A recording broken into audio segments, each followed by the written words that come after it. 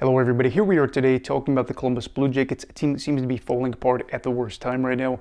Just kind of getting into all that. But before we get started, please make sure to subscribe if you're new to me or hockey, whatever the case may be. Being said, let's get on into it. So Columbus is a team that up until very recently looked like they could be headed to the playoffs, and then now very recently they look like a team that may not make the playoffs as they've lost 6 in a row. And we're going to be talking about that, them, and kind of everything in between in this video, as this team has gone 0-5-1 in this previous 6 games, and it is just really hard to see after going into the early stages of March. They were in the first wildcard spot, and it really looked like they could maybe get heated up for the playoffs and then be one of those teams that is a little bit dangerous in the first round, where maybe they aren't favored, but they are a side to be reckoned with. But as we've seen over the past 6 games, not really the case. And it's hard when you look at the offense because the goal scoring has been there for a good chunk of the year.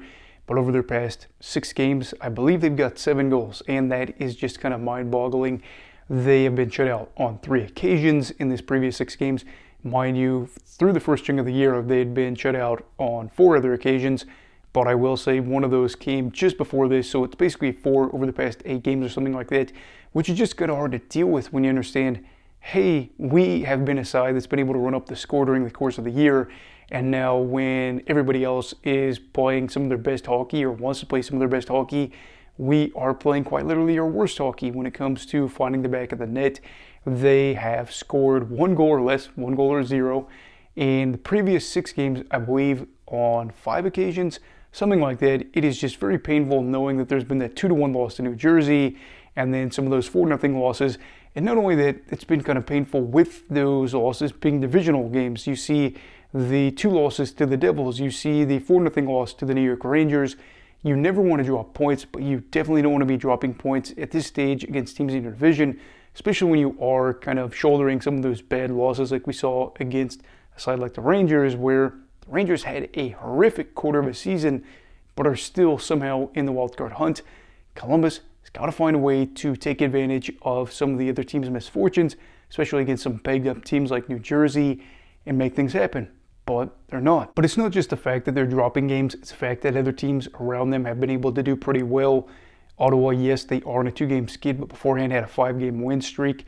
The Sens are good enough to go on a long enough win streak to be able to get into the playoffs, I think. Again, I don't really know how to feel about them because it's like just as soon as you get one opinion formed about the Senators, they're like, hey, let's throw out a nice little losing streak here. But point is, they stand above Columbus in the standings.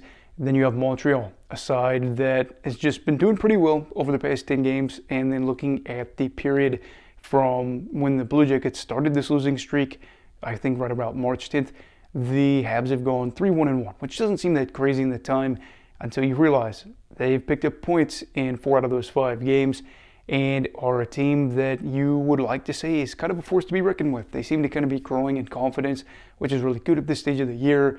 Meanwhile, of course, Columbus is kind of fading in that regard.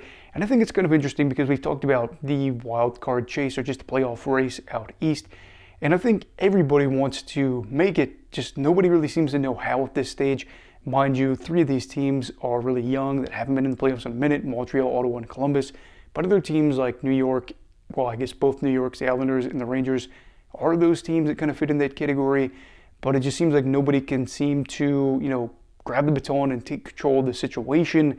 So there's that. But then I think when you're looking at all this as well, it's got to be painful knowing that you're right there, but then you realize that there's 3 teams above you now, and you kind of have to worry about, well, what if they go on a run? And even if we go on a run, now we kind of have to play with fate and then hope for the best and maybe expect the worst. I don't really know what's going on in the Jackets locker room. My assumption is try to focus on what you can control and block out the outside noise. Now, clearly things haven't been going right for a little bit, and it's not even just like it sustains to the 6 games. Their power play has been kind of a problem, and I don't think they've scored a goal on the man advantage since March 1st. They're like 0-for-19 or 0-for-21. Even that game where they beat the Rangers and scored 7 goals, you're thinking, oh, maybe they scored a goal on the man advantage there. They didn't, and that is kind of a problem. But I think one of the good things here when you get down to the nitty-gritty of the schedule is you want to win games, obviously, but I think that you want to win some very important games here, and for the Jackets to have that opportunity, a team like the Islanders that's in their division. They play twice for the course of the year. But I think especially important is the fact that they play the Ottawa Senators 3 times to close out the season. I think they've got a back-to-back against them. They could be big. You want to get things to be kind of messy, and you want to win in regulation to avoid those teams kind of getting anything out of that. But if you can drag those teams down with you, obviously it's going to be good for yourself to put them kind of in that category. But at the same time, you know you got to win other games, and then watch out for how things will shake up. They have a back-to-back, I believe, against the Capitals as well too. But Washington's really in a good spot now this course of the year. First team to clinch after being the last team to clinch last season. First team to do so since 1980. So that's cool. But with them being a side that's going to be, you know, probably in a better spot for the playoffs, thinking more about keeping guys safe.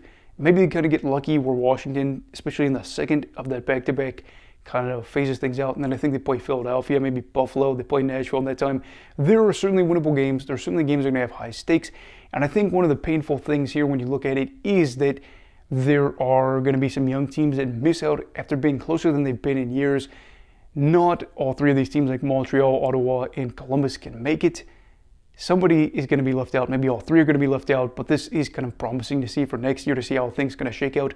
But I know for a lot of times people will say, oh, well, it was a good year because they weren't expected to get there. I think that we can all agree, if you are a fan of the team or if you're a guy that's on the team, you know that this is just so close in the year. You say, we don't really care about how close we could have been. We want to actually go out there and make it and kind of flip the page, turn the narrative over about what we are. And I think that's big. And I think that the moral victories are nice. You know, Dean Evison talked about the 2-1 loss against the Devils, where the Jackets in that third period kind of took over. They scored, or they shot 20-4 in their favor, had the shooting attempts kind of in their favor as well too in that third period. But moral victories don't really mean anything at the end of the season when you are watching somebody else go out there and make it. So I just know that there's going to be some tears from some fan bases knowing that this is like, wow, we almost got there, and we're just very excited for next year. I will say one of the good things about the Blue Jackets is their odds at 5.2% to make it.